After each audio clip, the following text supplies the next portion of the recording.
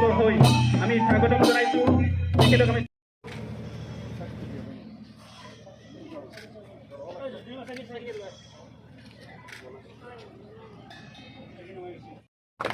আৰু এটা দাবীৰে আদৰণি জনাব দীপাংকৰ দাসে, আমাৰ সংবাদকৰ্মী সতীৰ্থ দীপাংকৰ দাসে। ভুৱনেশ্বৰ অঞ্চলৰ সংবাদকৰ্মীসকলে বিশেষ ধন্যবাদ আৰু চনত জন্মগ্ৰহণ কৰি 1995 চনৰ 23 ছেপ্টেম্বৰত অজ্ঞাত এই প্ৰগ্ৰামত উপস্থিত হৈ মই খুব ভাল পাইছোঁ। বিশেষভাৱে যি সময়ত আমাৰ অঞ্চলত পৰিৱেশবিলাক ভাল নাছিলে, সেই সময়ত চতুৰ্থ স্তম্ভটো শক্তিশালী কৰাৰ কাৰণে এই অঞ্চলৰ গড়েশ্বৰ অঞ্চলৰ বিভিন্ন সমস্যাবিলাক ৰাজ্যিক পৰ্যায়ত আমাৰ বিভিন্ন পৰ্যায়ত দাঙি ধৰাৰ কাৰণে সাংবাদিকতাৰ দায়িত্ব তেখেতে লৈছিলে।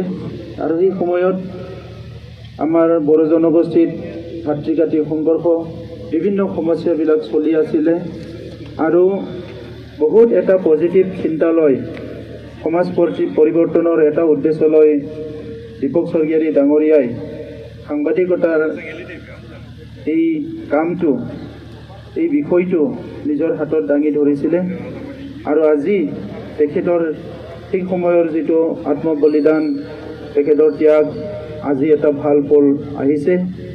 আজি সমগ্ৰ বিটিআৰত অসমত গড়েশ্বৰ এৰিয়াতো এটা সময়ত যি এটা ভয়ানক এটা পৰিস্থিতি আছিলে, অস্থিৰতা অনিশ্চয়তা এটা আছিলে, সেইটো চিৰদিনৰ কাৰণে দূৰ হৈ গ'ল আৰু এটা ভাল শান্তি প্ৰতিষ্ঠা ইয়াত কৰা হ'ল। তো সেইকাৰণে আজি এই বিশেষ দিনটো স্মৰণ কৰাৰ লগতে মই আমাৰ সাংবাদিকসকলক ধন্যবাদ জনাইছোঁ যে সমাজখনত আমাৰ বিভিন্ন সময়ত ঘটি যোৱা যিবিলাক মৰ্মান্তিক ঘটনা, যিবিলাক সমাজৰ কাৰণে ভাল নহয়, সেইবিলাকৰ ওপৰত সজাগতা কৰাৰ কাৰণে আজিৰ এই বিশেষ অনুষ্ঠানে সহায় কৰিব। আৰু তেখেতৰ স্বৰ্গীয় আত্মালৈ মই মোৰ তৰফৰ পৰা মই শ্ৰদ্ধা জনাইছোঁ আৰু তেখেতৰ পৰিয়ালবৰ্গ, তেখেতৰ পৰিয়ালৰ সদস্য, সকলো সদস্যলৈ মই সমবেদনা জ্ঞাপন কৰিছোঁ। আৰু বিশেষভাৱে আমাৰ সাংবাদিকসকলে, গড়েশ্বৰ অঞ্চলৰ সাংবাদিকসকলে বহুত এক্টিভ হৈ বিভিন্ন সমস্যাবিলাক ভালকৈ উপস্থাপন কৰে, প্ৰচাৰ কৰে। আৰু মই এই কাৰ্যসূচীটো যাতে অনাগত দিনত ভালকৈ কৰি যাব পাৰে, ইয়াত বড়ো, আমাৰ শৰণীয়া, অসমীয়া, বিভিন্ন জাতি জনগোষ্ঠী, বঙালী একেলগে আছে।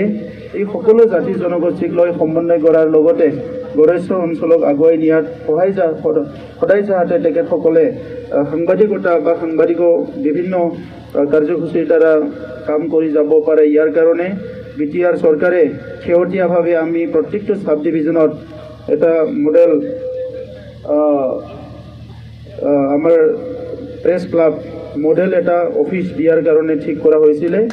আৰু সেইটো গড়েশ্বৰটো বৰ্তমান সাব ডিভিজন নহয়, তথাপিতো সেই মডেল যিটো আমাৰ অফিচ, আমাৰ সাংবাদিকসকলৰ, য'ত বহি তেখেতসকলে বিভিন্ন নিউজবিলাক চাব পাৰিব আৰু নিউজ প্ৰেৰণ কৰিব পাৰিব, তাত ৱাইফাই থাকিব, কম্পিউটাৰ থাকিব, চব ফেচিলিটি থাকিব, তেনেকুৱা এটা মডেল বনাইছোঁ। আৰু এইটো গড়েশ্বৰতো এটা নিৰ্মাণ কৰাৰ কাৰণে মই ঘোষণা কৰিছোঁ। আমি সেইটো কাৰো নাম দিয়া নাই, তো সেইকাৰণে আপোনালোকে মই অনুৰোধ কৰিম যাতে দীপক স্বৰ্গীয়াৰীৰ নামতে সেইটো নামাকৰণ কৰে, মই সেইটো আপোনালোকক অনুৰোধ কৰিম। মই এইখিনিতে সকলোলৈ ধন্যবাদ দি মোৰ আজিৰ এই কাৰ্যসূচীত চমু বক্তব্য মই সমাপ্ত কৰিলোঁ। ধন্যবাদ।